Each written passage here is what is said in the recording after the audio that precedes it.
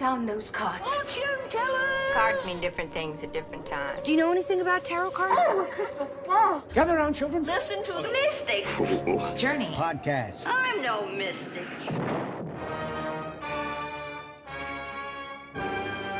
Welcome to Tarot Tangents. This is our shorter segment where we hit on higher level topics about anything and everything tarot. If you've got questions, stories, or just a good old rant you'd like to share, send it into tangents@mysticfooltarot.com for a chance to be featured. On a previous episode, we introduced tarot birth cards, and we wanted to spend a little bit of time actually talking about some of the interpretations of each pair of birth cards. So heads up, we'll probably do this over the course of a couple of short episodes, since there's a good amount of birth cards and stuff to go through. Yeah, for sure. So Ruth, want to give us a little quick recap on birth cards before we dive in? Heck yeah, I do.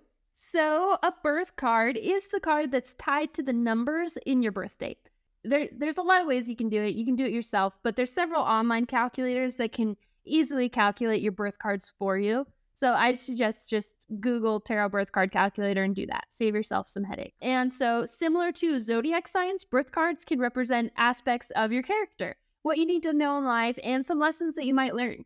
They might point to different facets of ourselves, such as strengths, lessons to learn, and goals to aspire to. Just like a super fun thing to dive into. So today we'll be going over two pairs. We're doing the Moon and Hermit and the Star and Strength. And I always like to give little disclaimers because everybody interprets things differently. It's so true. Yeah, it's like, you gotta I like to give everybody as much info as possible so they can make their own decisions. When I use tarot cards, I use them more as tools for self-reflection rather than, say, hard and fast predictions or facts. It's totally okay if you read and interpret differently.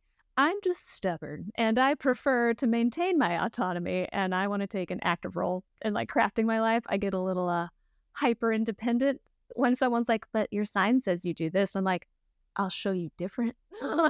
Don't come at me. That's definitely something that a person with the strength birth card would say. Wow. I love this, Ruth. You can just reaffirm all my life decisions. Absolutely. That'd be great. Oh, we love it. All right. So with that little disclaimer aside, let's take a look at the Moon and the Hermit as birth cards. So if the Moon and Hermit are your birth cards, you may find yourself drawn to developing your inner wisdom.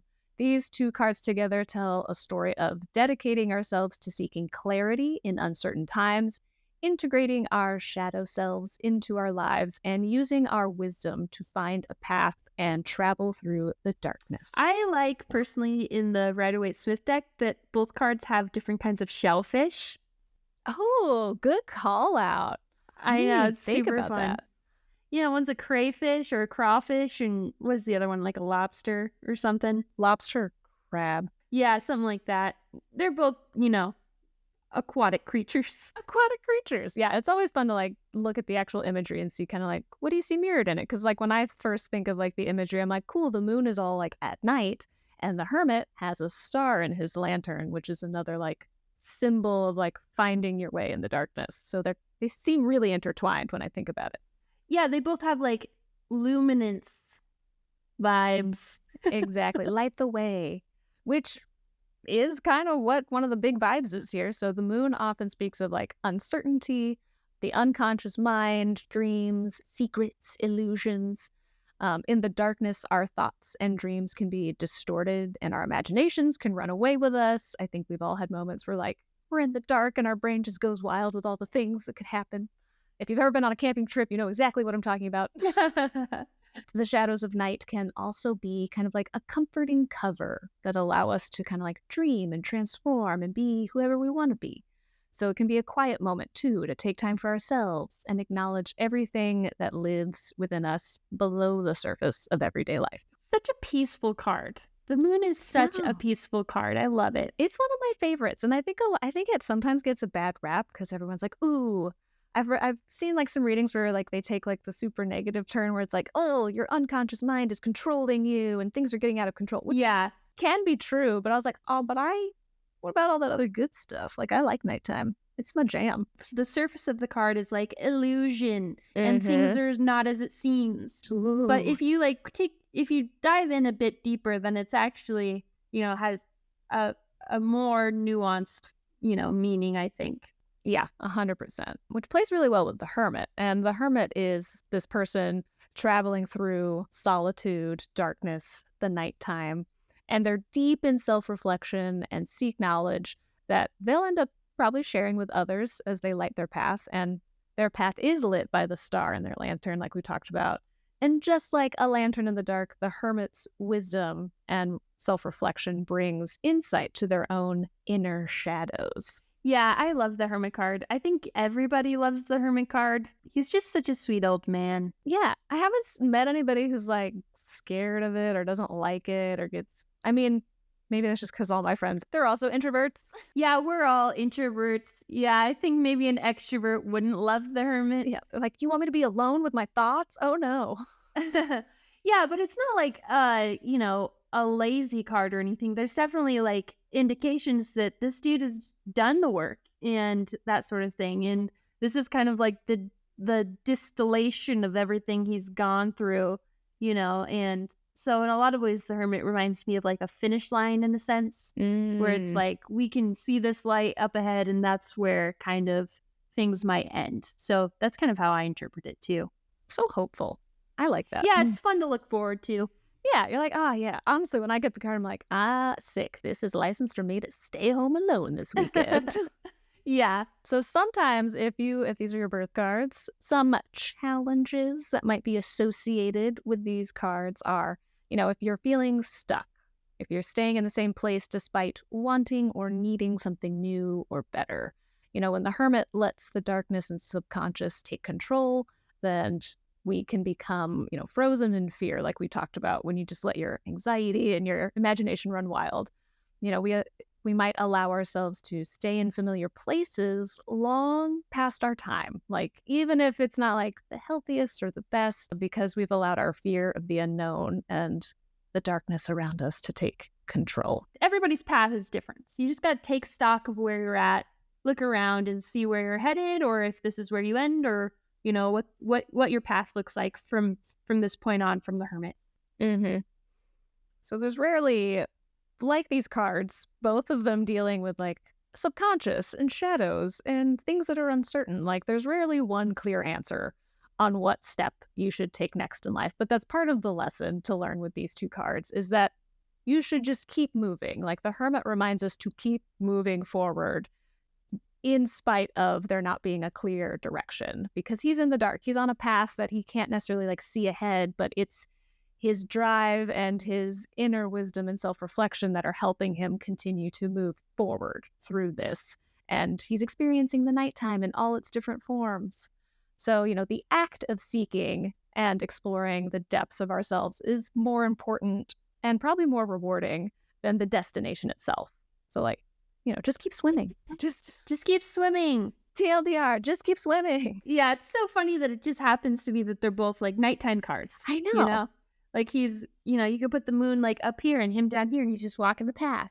Yeah, he's going through that, like maybe he's on that path that you see in the moon card, coming out of the water. He's coming out of the subconscious, traveling along. Just start to look at similarities and differences between the images, and you're gonna form your own interpretation based off of where you are in life.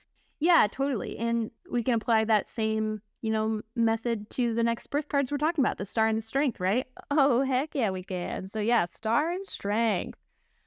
I might be a little biased, so obviously feel free to... they're your birth cards, aren't they? My birth, yes, they are. So feel free to jump in if you're like, Hannah, come on. No, you're going to nail it. We'll see. Maybe my overconfidence, my over-revving of the Strength card might tip the scales. So if the Strength and the Star cards are your birth cards, you might be drawn towards self-mastery, creativity, renewal, and you could act as inspiration and a source of hope for others when you go through your own journey. These cards together show us how to be both strong and soft, kind yet firm. They embrace dualities, and they guide us to embrace all aspects of ourselves to create this harmony. Yeah, and it's so interesting how their perfect harmony that they have with each other is like shown even in like the traditional Rider-Waite-Smith tarot cards. Like the Star is a nude woman, drinking water, And then the strength is a fully clothed, maybe even overclothed woman, with the lion. So they really do, complement each other well in, even the imagery of the cards. Oh yeah, and they show off that duality where like the strength is super bright and yellow and vibrant, but then the star is very calm. It's got the blues and cool tones. Yeah, absolutely. Yeah. So strength, getting into that, like strength depicts the ability to balance and embrace duality. So it shows like confidence, courage, and self-discipline. There's many versions of strength. Compassion, self-expression, kindness, and forgiveness are all forms of strength. Yeah, absolutely. Yeah, it's like I like to add, like, it takes strength to do many things. Like, it is very easy to like give into your initial emotions and like lash out or retreat. But when you can start to see strength as so many different facets, that's when you start to get like really good, interesting nuances, especially you can see it in this card. Because, we have what we normally think of. We have the lion with like decisiveness, leadership, courage, assertiveness. But then you have the woman who is taming the lion with compassion and kindness. It's like they both are working together. One could easily overtake the other if you don't have that like self-discipline and discernment. So it's very much about like balancing those two different sides of yourself. So, have boundaries, be compassionate, but have boundaries, Yeah, absolutely. Yeah, be assertive, but don't be a dick. We've got, both sides of this card. So it's very much about embodying the combination of all forms of strength, both physical, emotional, mental, and the discernment to know when to use each type of strength. Both of these cards speak to the importance of like evolving your own ideas of emotional intelligence, I guess. Like they're both like very into like, the different kinds of strength that there are, but also, it's not that the star is all, quote, good things. It also is about like, I'm sure the star card has a lot of like tendencies to, help more lost causes than should. So the strength kind of helps her put in boundaries in place and that sort of thing. Mm-hmm. So there are two cards that very much speak to expanding your ideas of certain like archetypes in what they do. Definitely. Yeah. To get back into that, like with the star specifically speaks of like that healing through embodying those dualities and understanding how everything is interconnected in nature, including us. We are a part of nature. We are not separate from it. So like we see that with the woman where, she has one foot in the waters of spirituality and intuition. And then her other foot is like grounded on land and like the material world, the pragmatic. And the star is showing like the harmony and interconnectedness between these two different realms. And so it kind of like reminds us that, hey, while we have strength and being assertive and taking action, it also reminds us that we need rest and we need healing and renewal. Like that is also a form of taking care of yourself and strength. And so like we will be renewed and inspiration and creativity can flow through us if we work on achieving that balance between our multifaceted selves. Yeah, absolutely. Like the doing the work is the most crucial part of here. We talk about how these two cards are perfect balances for each other, but they're only perfect balances if you put in the work to balance them. Right, exactly. Like we're not saying it easy. We're not saying this is a walk in the park, but they are a reminder that like if you're over revving one way, then, look to the opposite to go, what am I missing? What's going on? So yeah, that's part of the actually great segue, Ruth. That's part of the like challenges that people with these cards might face is like maintaining balance. So, when you're thinking of like the self-reflection side, it's what areas of your life are you neglecting? Are there areas of your life that you're allowing to take over? So you're like really under taking care of yourself in other ways. It could be like, I'm over revving on my job and now I'm miserable because my health is suffering, things like that. Or are you exerting your strengths in harmful ways? Ooh, I know. You're like, ooh, but they're my strengths. How could they be weaknesses? Two things can be true. Duality. exactly. Compassion and nurturing all sound great, but they can turn into things like emotional manipulation if you have ulterior motives. Yeah. Just like being assertive and ambitious can be very good, but if you over rev on those, it could be misused anger and aggression and you have lashing out. which is also not good, So, TLDR, with these 2 cards, you contain multitudes. We all do. So, like, allow yourself to heal and grow, to rest and act and experience all different facets and try and find that, like, balance between the 2. Yeah, absolutely. And tarot is a great way to, kind of keep all those things in check for you. You pull a card and you're thinking about a scenario, and it just offers you a different perspective on that scenario, and you see whether or not it resonates. Mm-hmm. Thus concludes this incredible episode That concludes on the moon and the strength and star cards, birth cards. So sick. I'm so happy we're doing this. I love talking about birth cards, and I love people that want to talk about birth cards more. And I think it's awesome that we're doing this. I dig it. I kind of like it. Don't come at me, but I kind of like it more than zodiac signs. Ooh, controversial Ooh. take. Spicy. But, I might be with you there, I dog. don't know. We all have our preferences. Maybe I'll learn more and be convinced. Truly. I just get real hard-headed about anything that tells me I'm supposed to be a certain way, so Well, and we can second place astrology to this, because isn't the star Aquarius and the strength is Leo? Yes, it is. That's true. Yeah, you can add those It's all layers on top. connected. Yeah. Mm-hmm. But I'm not an Aquarius or a Leo, so what? Right?